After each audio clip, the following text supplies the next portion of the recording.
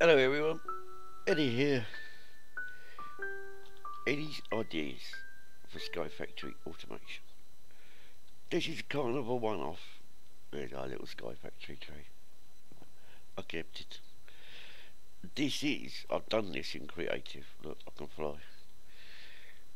But it's just a kind of throw around of ideas of what you can do to get things automated. So I said in my last episode of season 1 that I wish I'd automated stuff sooner. This is a good example of it. Autonomous activators, just set up with right click, just all it needs. Bung the item in, same with that one. Saplings, so you got rotten flesh, saplings, leaves are good if you get shears down the line. They will quite happily fill your barrels up for you. And what they'll do as well, with this vacuum hopper set up, output into a chest, and to set that up you just literally, it's a case of whichever way you're looking at it, work out which side it goes on, click the side and you'll get the output. So that'll sit there. So you've got a vacuum hopper ready for when these are continually right clicking. They'll pop that dirt before they start filling it again. And once the dirt pops, it will pop, honestly. This dirt will pop soon. It'll get sucked up, hopefully by the vacuum hopper, straight into the chest. Now, I have got a texture pack on here just so I can get my little picture up there. But you don't. You can see what things are. Autonomous activator, normal barrels, vacuum hopper and chest. And if I can actually get the chest, not the hopper, you'll see the dirt's going in there. Let's leave that running because it's a slow process. But when you've got to the point where you can do the vacuum hopper, you're not in a desperate need for dirt. You can just sit there and either auto feed these from an auto farm, or you can gather them, bung them in as you go. So that's the dirt production side, nice and simple. This is the sieving side, a little bit more complicated because I wanted to do it as pain free as possible. Pain free for me, that is. Now I have 3 automated autonomous activators feeding into what they crucibles, which will suck out using the fluid ducts, and I've got little pneumatic servos in there so I can just keep them on permanent. If not, just find a place to put a switch to turn them all on. So lava will come out of them, down into there, down into the magmatic engine. The only reason I've got the tank there is to show it flowing. The only reason I've got the clear ducts is to show it flowing. Normally, to save a lot of like lag and frame rate issues, I use the blank item ducts, the opaque ones and the opaque fluids. There's no real need to have anything extra. Our source of cobble is an igneous extruder. 1 lava, 1 bucket of water, which for some reason is empty. I'll have to get another bucket in a minute because that one's empty. So 1 bucket of water, 1 bucket of lava, feeds in, cobble across.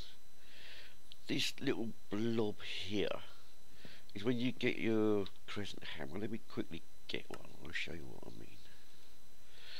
Oh, I've got to get a bucket of water while I'm here as well. Let's get rid of the empty bucket. You get the crescent hammer, you can have settings on these pipes just by right clicking them. Red means dense, means it's one of the last things it visits. Green means vacuum, which first place stuff visits.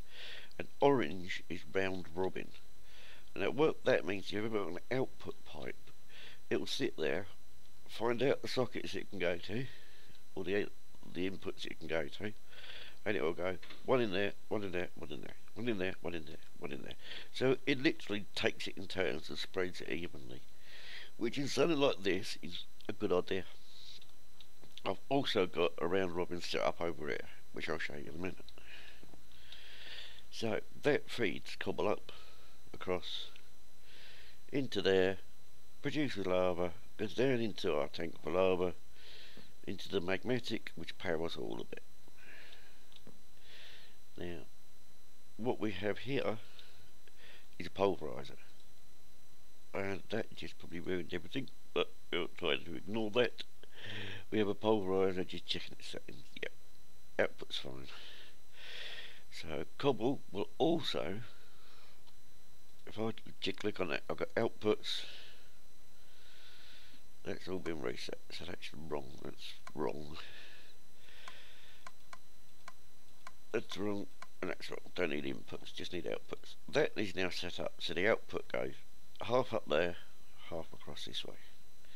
So cobble will come from there into here, pulverising the gravel and sand. Gravel will go into the next one. Sand will skip the gravel one and go into the one behind it. Now down in the next one, he says trying to learn how to fly in creative. I told you I was rubbish at creative. So you got cobble to gravel. Gravel goes in there. Sand will go straight across. Dust, which is the byproduct, will go up and across and down into that box.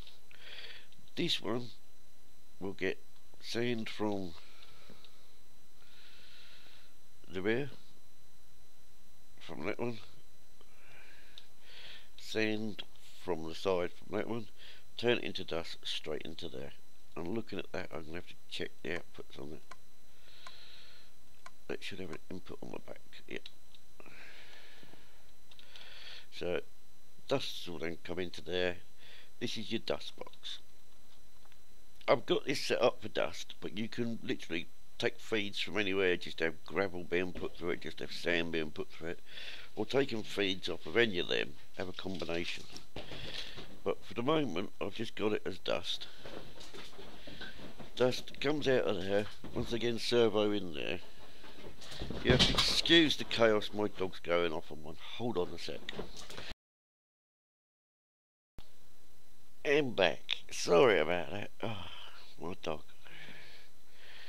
Big and daft, but full of love, but just a little chaotic with it. Right, what we're doing, yeah, I was saying about you can send any combo here, but just for the sake of this example, I've got dust. Round robin, we'll send it evenly between these four autonomous activators. Just set them right click, pointing forward, input feed set on the back, dust to go in there, vacuum hopper, and for sake of convenience, diamond chest.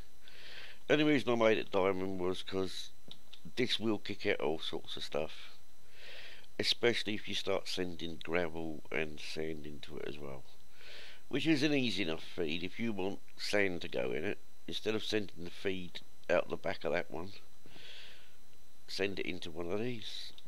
You want gravel to come in it, split the feed from here 50-50, so you get half your gravel coming in it, or just take out one completely, split them up, put separate lines in the middle. There's plenty of ways of doing it, but I will just set this up purely to show the process you can get from gravel, sand, dust, so you can get all the way down the line and sieve the whole line.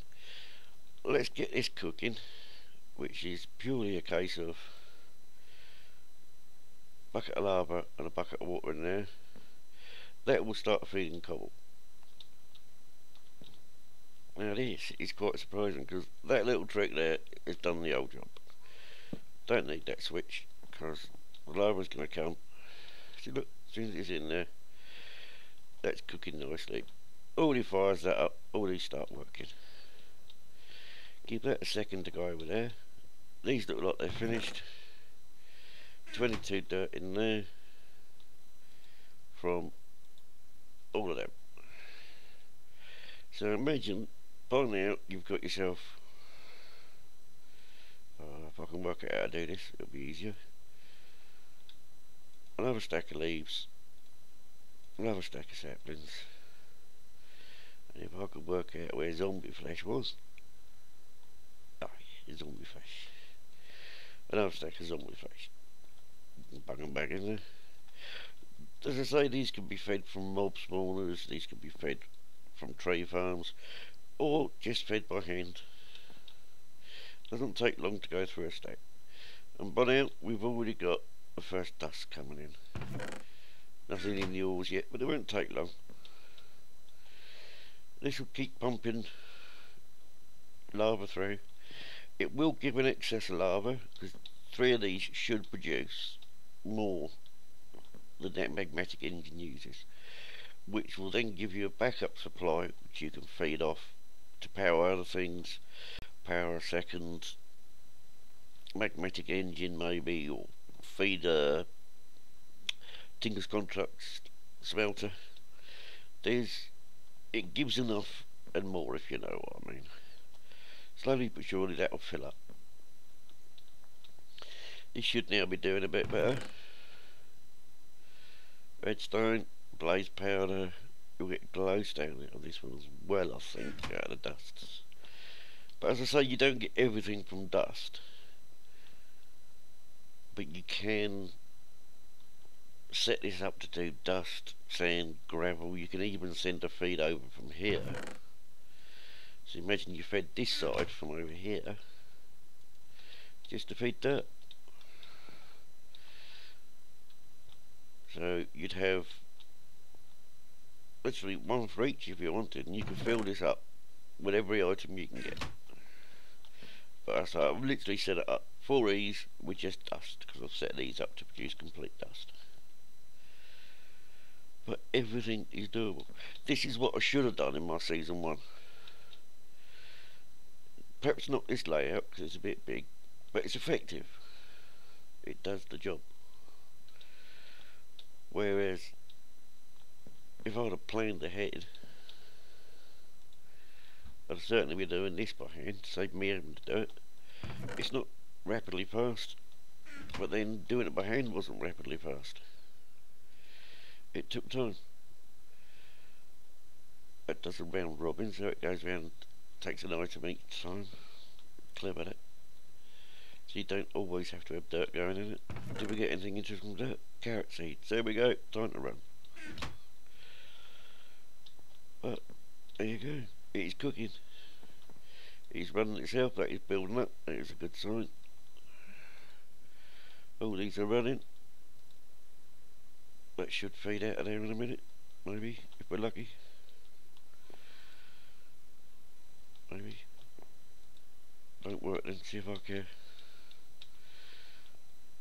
Oh, it won't feed off because I've got that set wrong.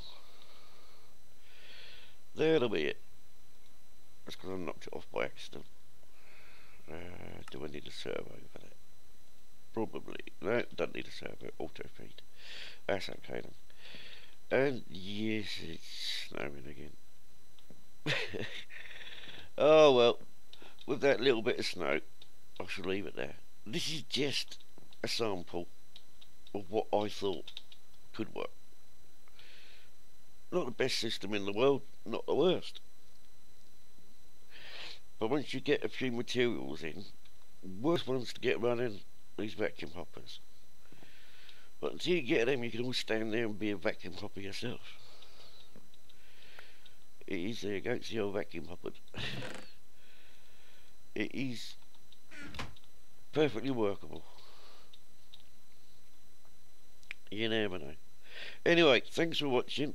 I shall leave our little snowy landscape melting. And I shall see you next time. Hopefully, in season 2. Enjoy. Hope you like this one. I'll see you next time. Bye.